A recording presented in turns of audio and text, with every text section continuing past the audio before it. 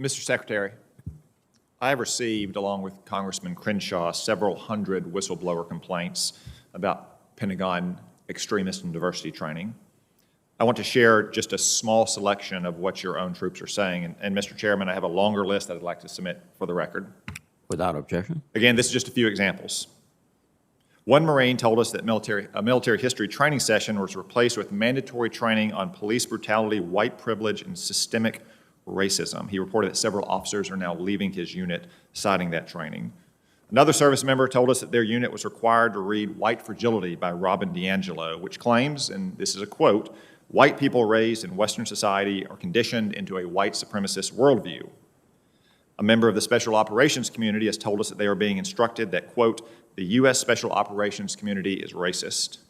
One Army officer relayed to us the words of his general officer who told him that the entire U.S. Army is racist. A midshipman at the Naval Academy said classmates are calling America a fundamentally racist place and that this sentiment is not contested by school administrators.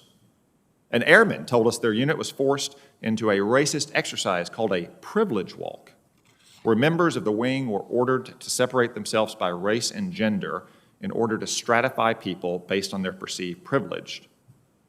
One African-American officer disparagingly said, and I quote, "The Navy thinks my only value is as a black woman and not the fact that she is a highly trained military specialist." Soldiers have come forward to tell us they are being forced to watch videos about systemic racism and documentaries that rewrite America's history as a fundamentally racist and evil nation. One Space Force officer told me that 2 Guardians left his ranks in a short period of time. One was a young African-American who said that after the training, she would never have joined the military had she known that it was such a hotbed of racism. The other was a white airman who said he didn't sign up to be indoctrinated and filed separation paperwork. Mr. Secretary, we're hearing reports of plummeting morale, growing mistrust between the races and sexes where none existed just 6 months ago, and unexpected retirements and separations based on these trainings alone. And again, these are not my words, these are the words of your own troops.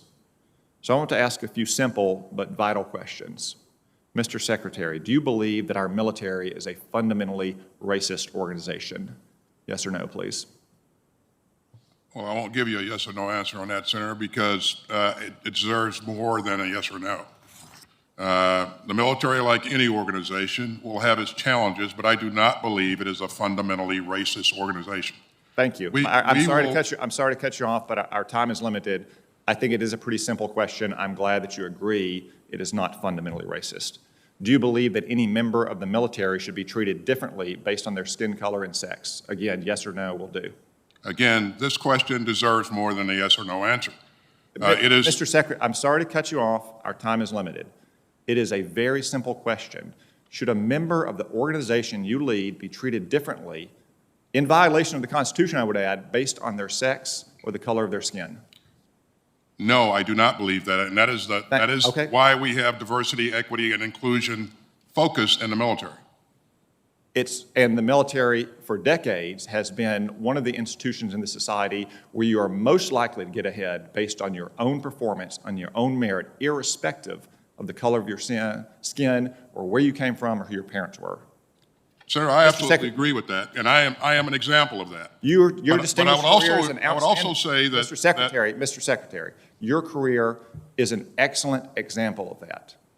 But I have more questions based on the reports we've seen. The military has included the works of critical race theories on its reading list by authors like Ibrahim Henry Rogers, who now calls himself Ibrahim Kendi, and Robin DiAngelo. Mr. Kendi has written, quote, "The only remedy to past discrimination is present discrimination. The only remedy to present discrimination is future discrimination," end quote. Do you agree with that proposition? I've not read that, and I don't, I certainly don't agree with what you just said. But Mr. Secretary, it's always important to have the full context of anything that you're being asked to evaluate. Mr. Secretary, do you believe that race and sex should be the key factor when selecting combat leaders, rather than, say, operational excellence, technical proficiency, leadership, agility, and integrity? I do not, Senator. I think what you just said should be key components in making any selection. Thank you. I'm glad we agree on all this.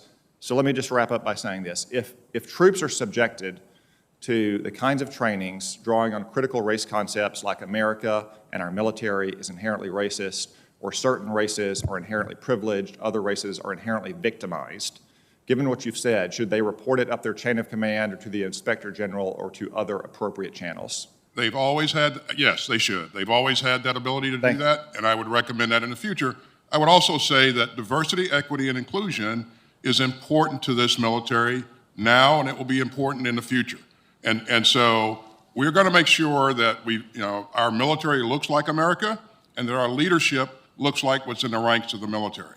And I appreciate your support on that. And I agree with that. And like I said, the military has always been one of the most diverse institutions in our society where you can get ahead irrespective of the color of your skin or who your parents are or where you came from. And I'm glad that we agree on that. This is not about diversity in general, though. This is about a very specific kind of anti-American indoctrination that is seeping into some parts of our military based on the whistleblower complaints we have received. Thank you. My time's expired.